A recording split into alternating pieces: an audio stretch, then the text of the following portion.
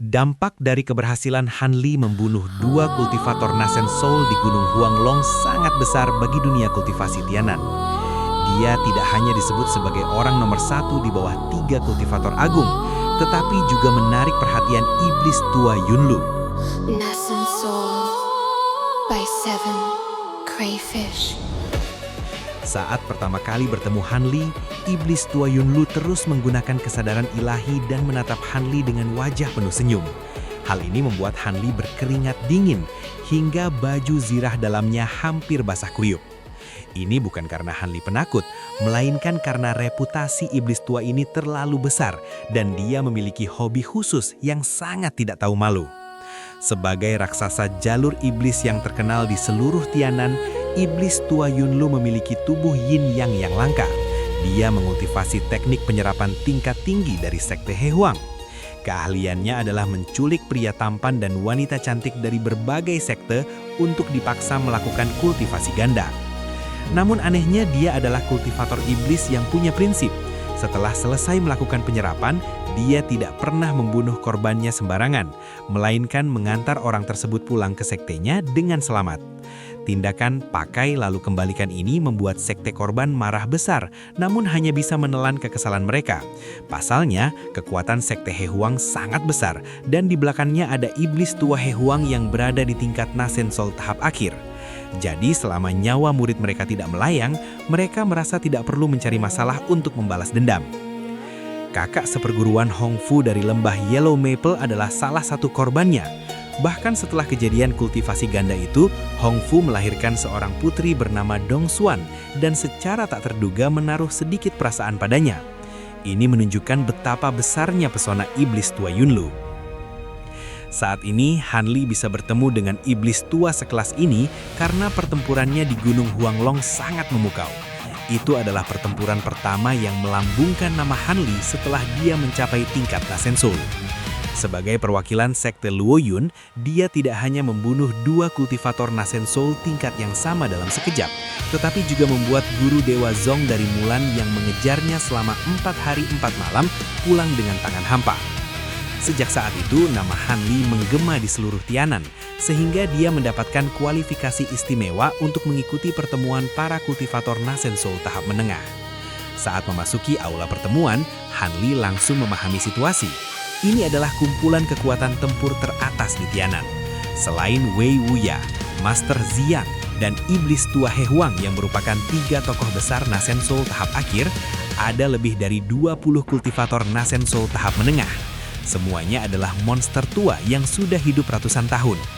Inti dari pertemuan ini adalah membahas taruhan pertempuran 10 orang yang diajukan oleh bangsa Mulan. Ternyata setelah pertempuran Gunung Huanglong, bangsa Mulan mengumpulkan pasukan besar untuk serangan umum. Mereka menghancurkan kota dan benteng, serta menawan lebih dari 1000 kultivator Tianan, yang sebagian besar adalah murid inti dari berbagai sekte besar. Bangsa Mulan memberikan ancaman. Setiap kali Tianan memenangkan satu pertandingan, mereka akan membebaskan 100 tawanan. Jika Tianan tidak menerima taruhan ini, mereka akan membawa semua tawanan ke depan formasi dan membunuh mereka semua sebagai tumbal. Jika itu terjadi, moral Tianan akan jatuh, dan para kultivator tingkat tinggi ini akan menanggung aib karena dianggap tidak mau menyelamatkan rekan mereka. Mereka tidak akan bisa mengangkat kepala di dunia kultivasi.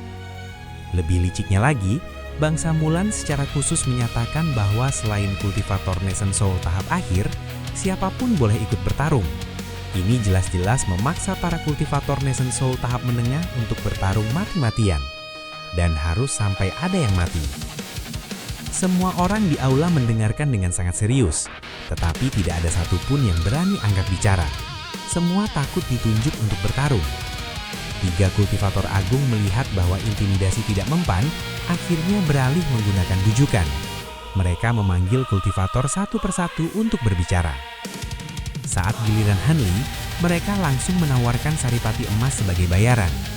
Han Li langsung tertarik, sebab pedang awan bambu hijau miliknya sebelumnya rusak cukup parah oleh api hijau milik guru bermargali. Jika dia bisa meleburkan saripati emas ke dalam pedangnya, dia bisa menggunakan setengah dari formasi pedang dageng yang akan melipat gandakan kekuatan tempurnya di masa depan. Setelah dibujuk oleh 3 kultivator agung, Tianan akhirnya berhasil mengumpulkan tim beranggotakan 10 orang. Selain Hanli yang berada di Nation Soul tahap awal, sisanya adalah kultivator dengan kekuatan setara tahap menengah atau lebih. Di antaranya termasuk iblis tua Yunlu dan si tua Tianhen, 2 tokoh kejam dari jalur iblis. Pada hari penentuan, begitu Hanli dan ke-9 rekannya muncul, mereka langsung dibuat bingung oleh formasi lawan. Bangsa Mulan mengirimkan 10 kultivator berjubah hitam yang semuanya berada di Nation Soul tahap awal. Namun aura mereka sangat aneh dan menyeramkan. Meskipun semua orang merasa terkejut, panah sudah terpasang di busur dan harus dilepaskan. Hanli juga sudah bersiap. Dia memutuskan untuk memberikan mereka sambaran petir dewa penolak iblis. Peduli amat iblis macam apa mereka, sambar saja dulu. Tak lama kemudian, kedua belah pihak mengaktifkan formasi besar secara bersamaan. 10 formasi sihir turun seketika, mengurung 20 kultivator secara berpasangan. Kali ini, benar-benar sulit untuk melarikan diri. Pertarungan taruhan resmi dimulai. Hanli mengangkat tangan dan menyambar dengan petir dewa penolak iblis. Namun, sebelum pilar petir mengenai lawan, sosok berjubah hitam itu tiba-tiba mengembangkan tubuhnya dan meledakkan diri. Daging dan darahnya memercik ke dinding pelindung formasi, dan anehnya, menyatu dengan pelindung tersebut, mengurung Hanli sendirian di dalamnya. Melihat ke-9 formasi lainnya, keadaannya persis sama. Bangsa Mulan sama sekali tidak mengirim orang asli. Mereka menggunakan 10 Blood Warrior sebagai umpan. Tujuannya adalah untuk mengurung 10 kultivator Nation Soul Tianan. Rencana ini sangat kejam. Perlu diketahui, 10 orang ini adalah setengah dari kekuatan tempur tingkat tinggi Tianan. Begitu mereka terkurung, invasi bangsa Mulan akan menjadi jauh lebih mudah. Mereka bisa menaklukkan Tianan dengan mata tertutup. Orang suci wanita bangsa Mulan di luar formasi hampir tertawa bahak-bahak, tinggal menunggu untuk memetik buah kemenangan. Namun dia sama sekali tidak menduga bahwa rencana sempurnanya akan hancur di tangan Hanli. Saat kultivator lain sedang panik berputar-putar, Hanli sudah mengeluarkan mutiara petir yang baru saja dia sempurnakan. Ini adalah harta karun yang dia bawa dari lautan bintang kekacauan. Setelah disempurnakan menggunakan teknik seni misterius, tak disangka benda ini berguna pada saat seperti ini. Mutiara petir ini memiliki kekuatan yang mengerikan. Begitu dilemparkan ke dinding pelindung formasi, ledakannya langsung membuka celah. Hanli berjalan keluar dengan tenang. Dia bahkan sempat membunuh beberapa prajurit rendahan Mulan dan seorang kultivator Nation Soul di luar formasi. Setelah itu, dia berturut-turut menyelamatkan Sui Hun Zenrin dan iblis tua Yunleng. Melihat rencananya hancur berantakan, orang suci wanita Mulan gemetar karena marah. Sambil mengaktifkan lentera Yuan Ming di tangannya untuk memanggil burung merak dari alam atas guna membantu, dia juga mengirimkan kartu as suku mereka, yaitu Guru Dewa Tian yang baru saja naik ke tingkat Nation Soul tahap akhir, khusus untuk menghadapi Hanli. Harus diketahui, sebelumnya kedua belah pihak hanya memiliki 3 kultivator Nation Soul tahap akhir. Munculnya satu lagi seharusnya bisa langsung membalikan keadaan perang.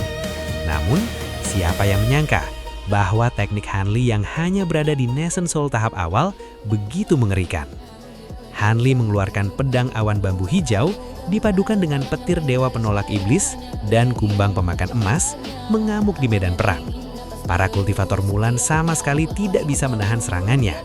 Serangan Guru Dewa Tian pun dapat dia hindari dengan mudah menggunakan sayap angin petir. Awalnya dikira akan menjadi pembantaian sepihak oleh Mulan, hasilnya malah menjadi panggung pertunjukan bagi Hanli. Kini, giliran bangsa Mulan yang tercengang. Mereka tidak pernah menyangka bahwa jebakan maut yang mereka siapkan dengan susah payah, akhirnya malah menjadi panggung yang melambungkan nama Hanli.